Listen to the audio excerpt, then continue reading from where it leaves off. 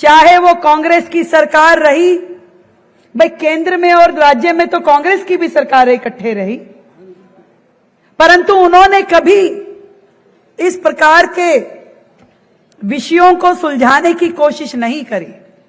तेरा मेरा, मेरी पावर तेरी पावर, ये सब चलता रहा।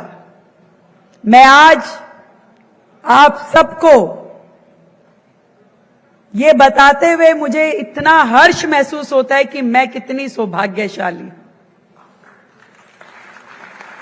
कि दिल्ली की मुख्यमंत्री का दायित्व सौंपने के साथ साथ मेरे नेतृत्व ने मुझे विश्वास भी सौंपा, और जो भी विषय मैं जब भी अपने नेतृत्व के पास, आदरणीय नरेंद्र मोदी जी हमारे देश के प्रधानमंत्री, उनके पास, आदरणीय अमित शाह जी हमारे गृह मंत्री, उनके पास लेकर के जाती हूं दिल्ली की जनता के हित में, वो सहर्ष उसको स्वीकारते हैं और तुरंत उसे इंप्लीमेंट करते हैं।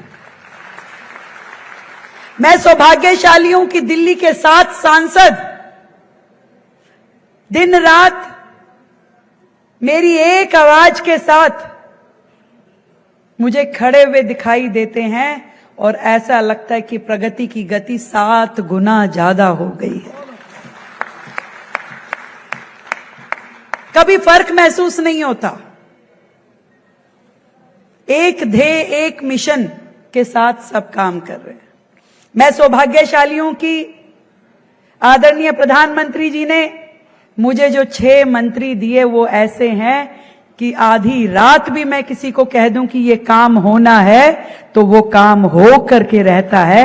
इतनी सुंदर टीम।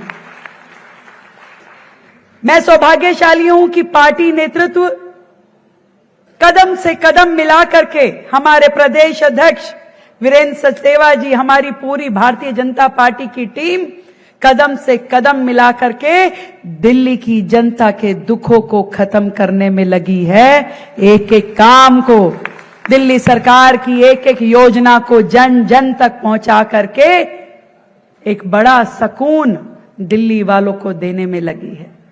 मैं सौभाग्यशाली हूं कि मेरे सभी विधायकगण अपनी अपनी विधानसभा को मेरा क्षेत्र, मेरा कुरुक्षेत्र मान के कभी नाली पे, कभी सड़क पे, कभी पार्कों में एक एक काम को पूरी शिद्दत के साथ ऐसे करवा रहे हैं जिसके कारण से दिल्ली का चेहरा बदलता हुआ नजर आ रहा है।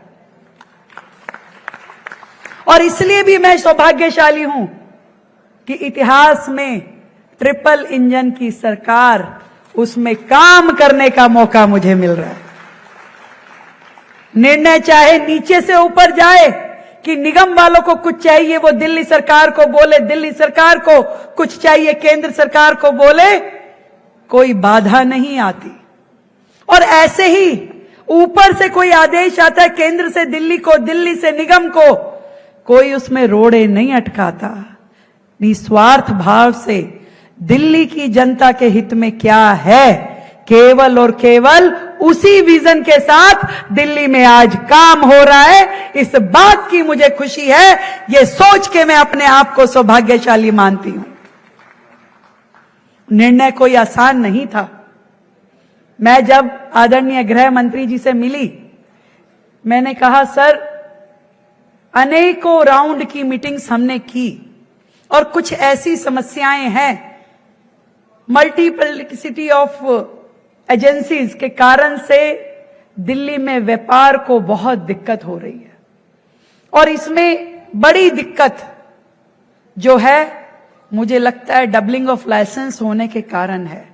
और इसलिए यदि जिस एजेंसी का वो काम है केवल वो करे, दूसरी एजेंसी मात्र अपना काम देखे तो ज्यादा बेहतर होगा। और मुझे लगता है कि पुलिस के द्वारा जो लाइसेंसिंग प्रक्रिया में उनकी भूमिका है उन्हें रिलीव करना चाहिए।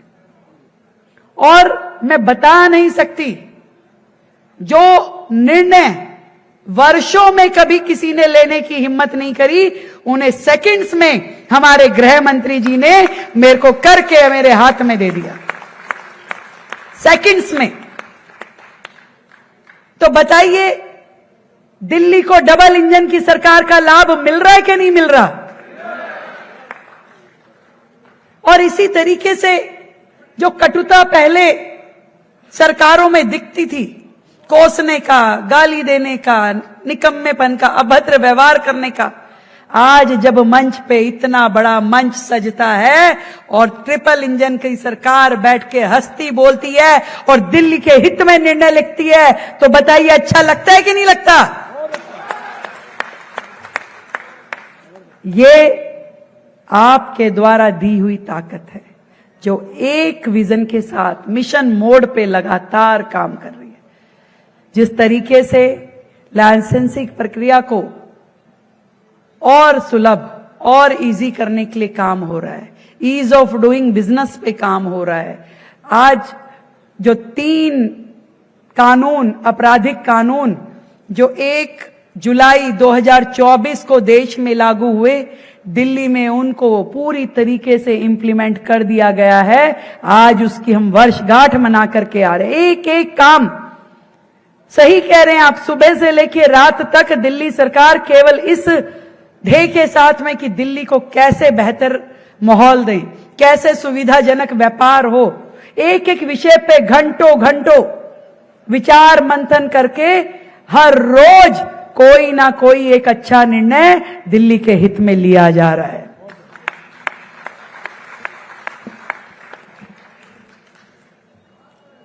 केवल रोजाना का अखबार पढ़ लिया करो, रोज एक नई पॉलिसी फॉर्मेशन, रोज एक रिफॉर्म, रोज एक नई सुविधा दिल्ली के लोगों को दी जा रही है, और वो भी पूरी तरीके से पारदर्शी, भ्रष्टाचार मुक्त, कहीं से कहीं तक लीकेजिस का इतना सा भी कोना आपको कहीं दिखाई नहीं देगा।